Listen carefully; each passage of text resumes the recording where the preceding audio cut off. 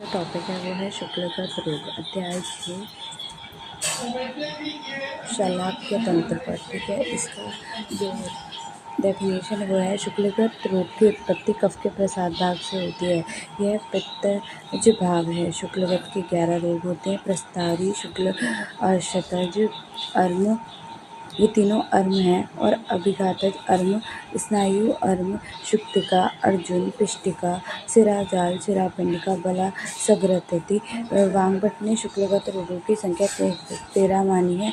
शुक्लार्म, शोणितार्म, प्रस्तारीयार्म, स्यानार्म, अधिकमास arm, शुक्तिका, बलास, गिरस्तति, पिष्टिका, सिराउत्पत्त, सिराहर्ष, सिराजाल, Arjun और सिरापिंडिका। Arm है प्रस्तारी arm, नेत्र के शुक्ल भाग में फैलती हुई चौड़ी, पतली, लाल वर्ण की तथा नीले वर्ण की रचना को प्रस्तारी अर्म कहते हैं। त्रिदोष साध्य है। जो मांस कोमल, जल्दी बढ़ने वाला, वेदना रहित, फैलने वाला, काले रंग का तथा रक्तयुक्त होता है, इन तीनों को दोषों को से होता है, वह प्रस्तरीय आर्म है। शुक्लार्म, शुक्ल भाग तथा मृदु, श्वेत तथा समान रूप से धीरे धीरे बढ़ने वाली रचना को शुक्लार्म कहते हैं। कफ के कारण शुक्ल भाग को समान रूप से श्वेत वर्ण की देर से बढ़ने वाली मांस की वृद्धि हो जाती है, उसे शुक्लार्म कहते हैं। कफत साध्य है। लोहितार्म, शुक्ल भाग में कमल के समान लाल वर्ण की मांस वृद्धि को लोहितार्म कहते हैं। लोहितार्म का वर्णन, इसका वर्णन मिलता है वांगभट्ट ने शोणित आर्म से इसका वर्णन मिलता है। शोणितार्म के समान चिकना, कमल के समान मांस की अधिक वृद्धि होती है। लोहितार्म रक्त साध्य होता है। अधिमास आर्म, ये रक्त के समान वर्ण का मृदु, मोटा, विकसित और श्याव वर्ण की रचना वाला अधिकमास आर्म है। सूखे रक्त को पिंड की भांति श्याव वर्ण, मोटा या चौड़ा होता है, उसे अधिमास जार्म आर्म कहते हैं। साध्य त्रिदोषज व्याधि है।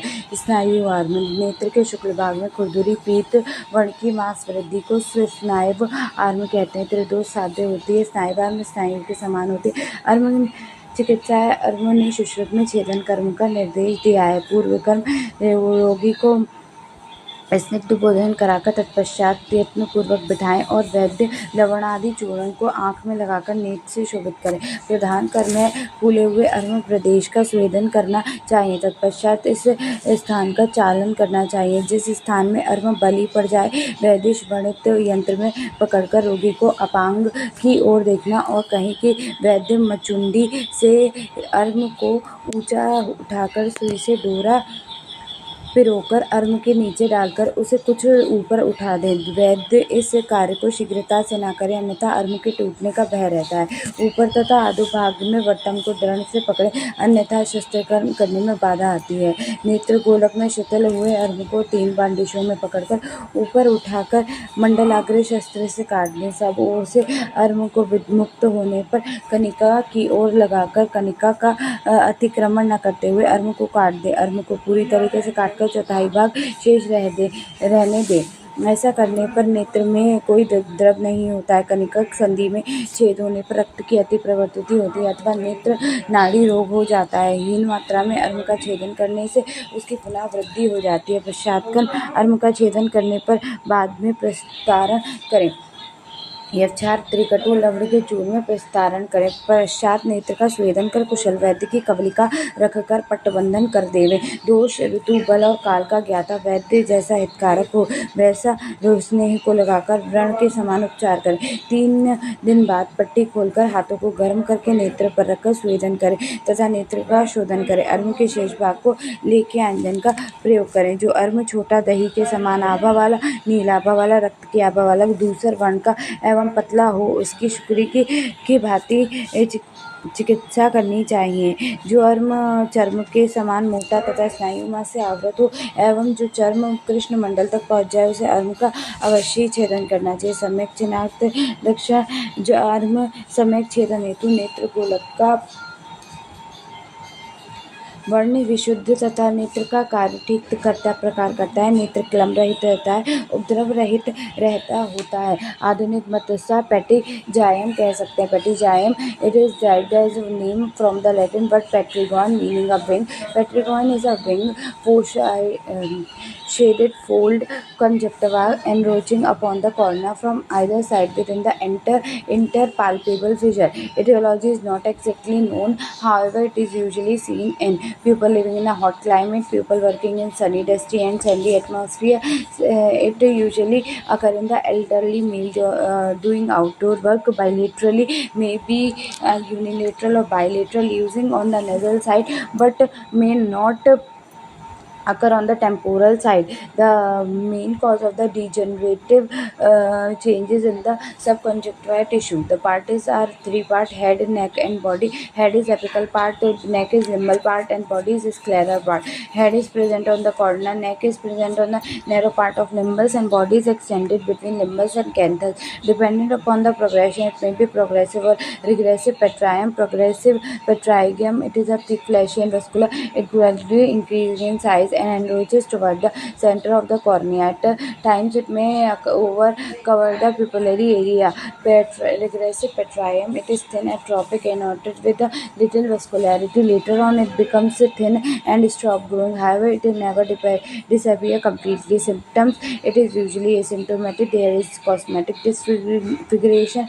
The visual distribution occur when it encroaches the pupillary area. The occasionally diploma due to the inflammation of ocular movement, foreign body sensation and irritation may be present. Sign: triangular enrollment or conjunctiva on the corona and numerous small opacity may lie in front of apex of petrygam. Treatment: no treatment is required unless it is progressing toward the pupillary area. Surgical excision is the only satisfying treatment.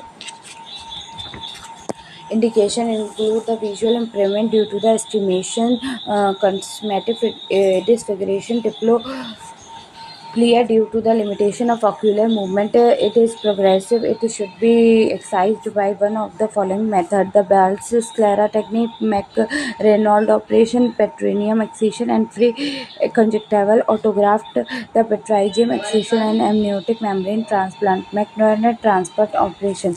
This apex is freed and turned down with a bulbar conjunctiva and sutured in this position. A scar is left on the corona. Bara sclera technique, excision of petrium with the conjunctiva and keeping the limbus and adjacent scleral area bare. Petrogenium operation with limbial conjunctival autograft. It is the latest and the most effective technique in the management of petrogenium. After giving topical anesthesia, hold head of the petrogenium and direct the apex from the cornea. The main mass of petrogenium is separated from sclera. The tissue is then excised, taking care not to damage underlying medial rectus muscle, and hemostasis is achieved. An episcleral tissue is thoroughly catheterized. A rectangular piece of limbial conjunctiva is dissected from upper temporal area and taken out as a grafted tissue, and this is usually done for the semi-grafted tissue. Is then sutured. Use of fibrin glue to stick to the autograft in place, reducing operating time as well as discomfort associated with such a petrogenium excision and amniotic membrane transplant. Surgical excision with amniotic membrane graft and methionine C 0.02% application may be required in recurrent petrogenium on very large petrogenium. The degenerative progress, the inflammatory process, petrogenium, the degenerative process, and pseudopetrogenium, inflammatory process. The petrogenium is a probe, cannot be passed under the neck, always situated in the palpable fissures, either progressive, regressive, and stationary, usually seen in elderly person. A probe can be in pseudopetrogenium. A probe can be passed situated at the medial meridian, always stationary, can occur in any age. शुक्तिका नेत्र श्वेत भाग का श्वेत वर्ण के मां सदृश जल जुक्ति के समान आभा लिए बिंदु हो सकती है, उसे शुक्ति संज्ञा दी गई है। पैतिक साध्य रोग है। पित्त के कारण शुक्ल भाग में श्वेत श्याव वर्ण और पीत वर्ण के बिंदु हो जाते हैं। सारा श्वेत भाग मैल के ढके दर्पण की तरह प्रतीत होता है। इसमें दाह एवं वेदना होती है तथा रोगी अतिसार, प्यास और ज्वर से पीड़ित रहता है। चिकित्सा: अम्ल, अधियूष और शुक्तिका में सिरा मोक्षण वर्जित है तथा लेप से काष्ठोदन चिकित्सा क्रम करें। विरेचन के बाद दोषों को निकल जाने पर शीतल द्रव्यों द्वारा निर्मित अंजन दे। वैद्यमणि, स्तपेटिका मणि, मूंगा मोती शंख की भस्म, चांद की भस्म, सोने की भस्म की चूर्ण करके शकरा और मधु से युक्त कर नेत्रों में अंजन के रूप में प्रयुक्त करें। शुक्तिका रोग की पित्तज अभिसंधि की तरह चिकित्सा करें। आधुनिक मतानुसार ज़ेरोफ्थोमेलिया कह सकते हैं। The syndrome derived in the eyes due to the deficiency of vitamin A is known as xerophthalmia, usually associated with PEM, which is protein energy malnutrition and infections. The etiology dietary deficiency of vitamin A, which may be due to the prolonged defective absorption of vitamin A owing to the digestive disturbance like chronic diarrhea and helminthiasis. The diminished intake of vitamin A, excessive utilization of vitamin A as in serious debilitating illness. Age usually present in age of 1 to 5 years. Males sex are more prone for diagnosis and therapeutic purpose. WHO classification of xerophthalmia is used.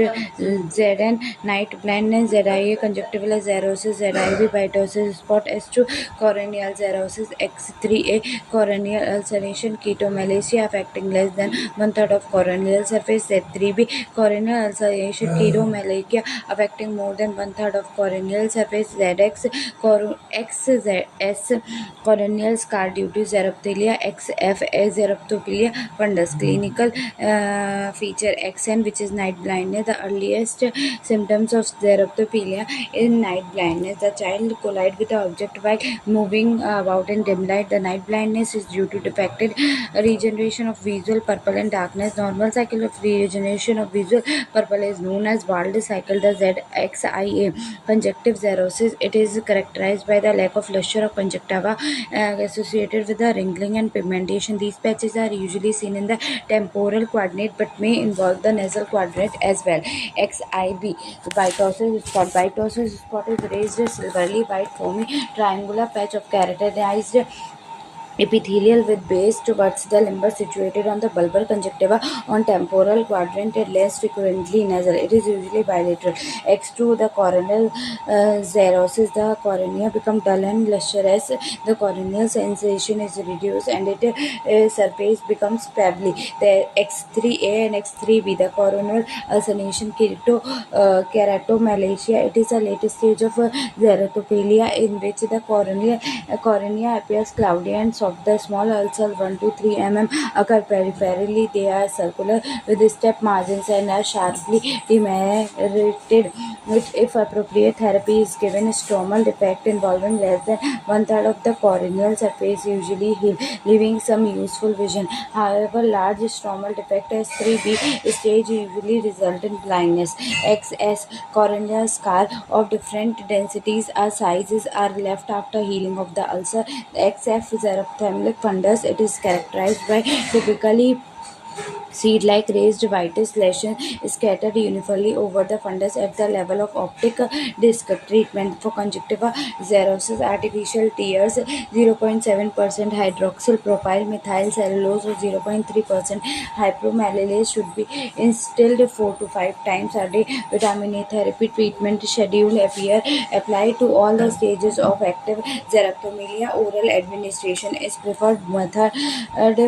However, in case of repeated vomiting and severe diarrhea, intramuscular injections of water immiscible preparation should be given. The WHO recommended schedule is given below. All the patients above the age of 1 year, except women of reproductive age, should be given 200,000 IU of vitamin A orally or 100,000 IU by intramuscularly injected immediately on diagnosis and repeated the following day and 4 weeks laterly. The children under the age of 1 year and who weight less than 8 kg should be given half the dose of the patient of more than 1 year of age. Women of reproductive age should be treated with daily dose of 10,000 IU of vitamin A. Treatment of underlying causes. In the stage of ketomalacia treatment, The stage of keratomegalia, treatment of bacterial corneal ulcer should be given the recommended daily dose of vitamin A for various age groups are as follows: 6 to 12 months, 350 mcg; 1 to 3 years, 400 mcg; 4 to 6 years, 400 mcg; 7 to 10 years, 500 mcg; 11 to 14 years, 600 mcg; 15 to 17 years, 700 mcg; 18 years and older, 700; pregnant lady, 700 mcg, and breastfeeding 950 mcg। Arjun, शुष्क भाग में खरगोश के रक्त के सदृश एक बिंदु होता है, उसे अर्जुन कहते हैं। यह रक्त साध्य व्याधि है। शुक्ल भाग में खरगोश के रक्त के सदृश लाल चिकने वेदनाहीन बिंदु को अर्जुन कहते हैं। चिकित्साएं: अर्जुन, रोगी को शांत करने के लिए पित्त अभिषेक में प्रयुक्त चिकित्सा विधि का प्रयोग करना चाहिए। एक सुमधुर शकरा स्तन्य दारू, हरिद्रा, मुलेठी और संदर्भ लवण से नेत्र का परिषेक करें और अंजन लगाना चाहिए। अम्ल वर्ण के द्रव्यों से नेत्रों का आश्चर्योदय हितकर होता है। शकरा, मुलेठी, कटवंग, दही का पान, शहद, अम्ल पदार्थ, सैंधव लवण, बिचौरे, नींबू का रस, बदरी फल, खट्टे अनार के दाने और अम्ल द्रव, इनमें से एक एक या दो अथवा तीन या युक्त करके नेत्र का आश्चर्योदय करना चाहिए। लेख के अंजन, लौह चूर्ण, सभी प्रकार के धातुओं, सभी प्रकार के लवण, सभी प्रकार के रत्न, हस्तिदंत, गौ का सींग, अवसाद, गजन की औषधियाँ, मुर्गे के अंडे को छिलके, लहसुन की गिरी, त्रिकटूर, करंज के बीज, इलायची, इन द्रव्यों को लेकर आग में अंजन रूप में प्रयुक्त करें। इस लेख का अंजन है: रक्त विस्तारण से पुष्पाक तक की पूरी क्रिया की समाप्ति तक विषाणुनाशक संपूर्ण विधि के पश्चात अंजन का प्रयोग करें। कुशल वैद्य इस चूर्ण को अव्रण शुक्र का नाश भी करता है। सिरोपात, सिरोहर्ष, सिराजाल, अर्जुन की चिकित्सा रक्त अभिसंधि की भांति करें। अर्जुन से में शकरा, मस्तु और मधु में आश्चर्योदय करें। स्फटिक, केसर, शंख, मुलेठी और मधु के साथ अंजन करें। सौवीर अंजन या शंख चूर्ण को मधु के साथ या समुद्र पेन को मधु या मिश्री के साथ अंजन करें। आधुनिक मत में इसे सब कंजेनाइटल हेमरेज कहते हैं। What is subcongenital hemorrhage? It is common since the conjunctival vessels are only loosely supported. It may vary in the degree when petechial spot to extensive extravagances of the blood. Etiology: direct trauma to the eye. It is the most common of subconjunctival hemorrhage. It may be in the form of local trauma to conjunctiva due to the injury and the subconjunctival injections. Posterior limit of hemorrhage is visible. Severe conjunctivitis due to the pneumococcus, adenovirus, etc. Head injury, etc. Example: fracture of the base of the skull or injury to the orbit. Blood usually seeps under the conjunctiva 12 to 24 hours after the head injury. Posterior limit of hemorrhage is not visible. Prolonged pressure on the thorax and abdomen, mechanical straining. Example: whooping cough, vomiting, lifting heavy weight, bleeding disorder. Example: purpurea, hemophilia, scurvy, idiopathy, red eye. Symptoms: red eye. The sign has fresh bright red color, usually visible under the conjunctiva.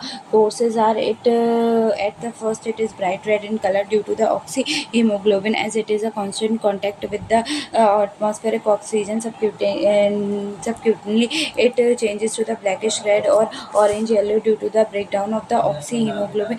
Ultimately it get absorbed within 2 to 3 weeks, depending on the amount of the hemorrhage. Treatment: no treatment is necessary in the most of the cases. That is, it is absorbed automatically. The underlying cause: the placebo therapy with the anti-sestigen eye drop. Assurance of patient: cold compression in the initial stage to check the bleeding, followed by the hot compression which may help in the absorption of the blood in the late stages. पिष्टिक: नेत्र के शुक्ल भाग में चावल की पिष्टी के समान श्वेत वर्ण का जल की तरह दिखने वाला अभरा हुआ गोलाकार बिंदु को पिष्टिक कहते हैं। कफ साध्य होता है। पिष्टिक के समान श्वेत होते हुए बिंदु को पिष्टिक कहते हैं। कफ और वायु के प्रकोप से शुक्ल भाग में चावल की पिष्टी की तरह उभरा हुआ तथा मैल के ढके हुए शुक्र और तुलमास को पिष्टिक कहते हैं। चिकित्सा है: सौंठ, पिपली, नागरमोथा, सांभर लवण और श्वेत मरीच के मातुलंग के रस से पीसकर नेत्र में अंजन करने को पिष्टिक कहते हैं। बड़ी कटेरी का फल जब पकने लगे तब उसमें पीपली और स्रोतांजन भर देना चाहिए।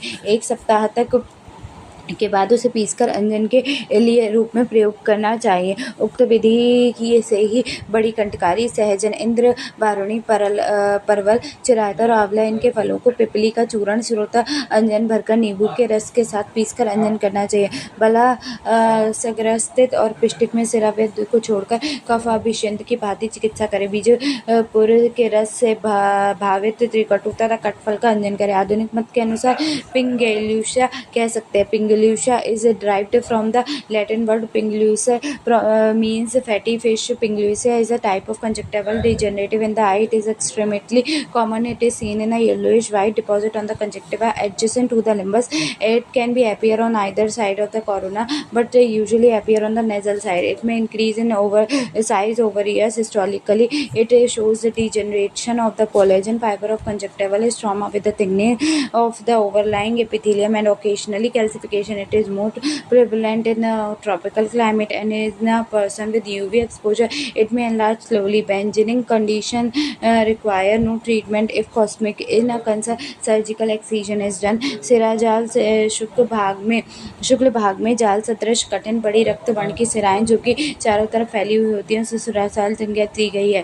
ये रक्त संधि साध्य व्याधि है। सिराजाल में वृद्धारण लाल वर्ण घना उभरा हुआ सिराओं का जाल होता है। चिकित्सा सुश्रुत ने इसे छेदन कर्म करने को कहा है। सिराजाल में जो कठिन सिराएं हो उसे बटिश के पकड़कर ऊपर उठाकर मंडलाकार शस्त्र से काट देना चाहिए। अष्टांग हृदय काल में सिराजाल की चिकित्सा हृदय अभिषेक के समान कही गई है। सिराजाल में कठिन सिराएं जिसमें लेख्य औषध लाभ करना हो तो अर्म की भांति चिकित्सा करें।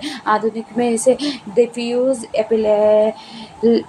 एपिस्क्लेरिटिस कहते हैं। The word sclera means the Greek word meaning the heart. It forms the posterior fasciculus part of the eyeball. It is outer surface covered by tannin capsule and bulbar conjunctiva. Its inner surface lies in a contact with the choroid in anterior part near the limbus. Sclera encloses a furrow, the canal of the sclera at the entrance of the optic nerve.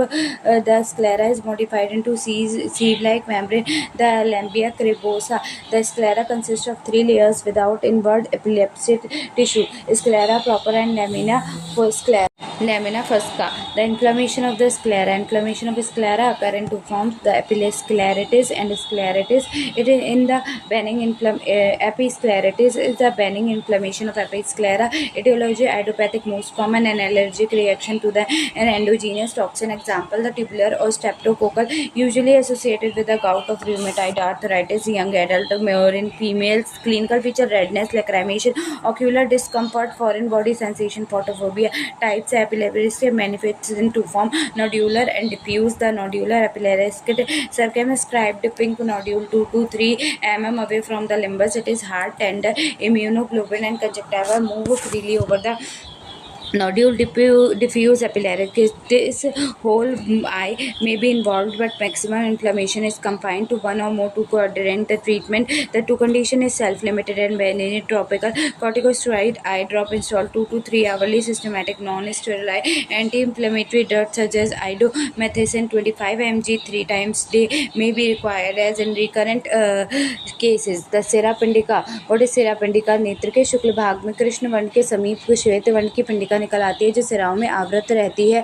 उनकी संज्ञा सिरा पिंडिका होती है। सन्निपातिज साध्य व्याधि है। नेत्र के कृष्ण भाग में सरसों के समान पिंडिकाएं जो दाह और घर्ष से युक्त हो तथा सिराओं में आवृत हो उसे सिरा पिंडिका कहते हैं। सिरा पिंडिका यदि औषध उपचार से कठिन न हो तो अर्म के समान मंडल आकार शस्त्र से छेदन कर देना चाहिए। सिरा जाल और सिरा पिंडिका में अर्म रोग में वर्णित लेखन द्रव्यों से विधिपूर्वक दोष अनुसार प्रतिसारण करें। आधुनिक पद के अनुसार सामान्य जैसे नोडुलर एपिलेप्सिस के किया जाता है। बलास ग्रस्त नेत्र के श्वेत भाग में जल के बिंदु के समान कांसे की आभा के समान वेदना रहित कठिन ग्रंथि को बलाग्रस्त कहते हैं। ये कफज साध्य रोग है। वेदना रहित शुक्ल मंडल के समान वर्ण युक्त घना कठिन भारी स्निग्ध जल बिंदु के समान दिखाई देने वाले शोथ को बलाग्रस्त कहते हैं। चिकित्सा: बलाग्रस्त में शरीर का शोधन करके अंजन का प्रयोग करें। नील यव अर्थात अर्धपक्व और दुग्ध युक्त शुक्ल धार जौ के लेकर गाय के दूध में भावित कर सुख आकार भस्म कर अंजन रूप में प्रयुक्त करें। आस्फोटक, कपितक, बिल्व, निर्गुंडी पत्र और चमेली के फूल सब समान भाग में मिलाकर जलाएं। इस राख को एक प्रस्थ लेकर 6 गुणा जल में मिलाकर 21 बार छानकर चारोदक को 1 घंटे के लिए निथरने दें। फिर इसे ककड़ी के भर सेक व लवण नीलोत्पो था के रोचन। इनका मिश्रित चूर्ण क्षारोदक से 32 का भाग मिलाकर पकाकर शीशी में भर देवें। फिर इस अंजन को बलाग्रस्त रोग में लोह शलाका या सीसा शलाका द्वारा अंजन रूप में लगाना चाहिए। पड़ित, झलक इत्यादि पुष्प से भी इसी प्रकार क्षारा अंजन का निर्माण कर सकते हैं। अष्टांग हृदयकाल ने बलाग्रस्त की चिकित्सा पिष्टिक के समान बताई है। आधुनिक मत के अनुसार कंजक्टाइवल सिस्ट कह सकते हैं। Cyst of the conjunctiva, implantation cyst, retention and lymphatic implantation cyst may develop from following surgery or injury due to the implantation of conjunctival epithelial cell retention. They occur due to the obstruction of ducts of accessory lacrimal gland of Creusa in the upper fornix. The lymphatic cyst, they are very common and arise due to the dilatation of lymphatic cases. Surgical excision is the treatment. प्रस्तारी अर्म त्रिदोषज छेदन कर्म करते हैं। शुक्लार्म कफज छेदन कर्म, लोहितार्म रक्तज छेदन कर्म करते हैं। अधिक मास जन्म त्रिदोषज छेदन कर्म करते हैं। स्थायु वर्म त्रिदोषज छेदन कर्म करते हैं।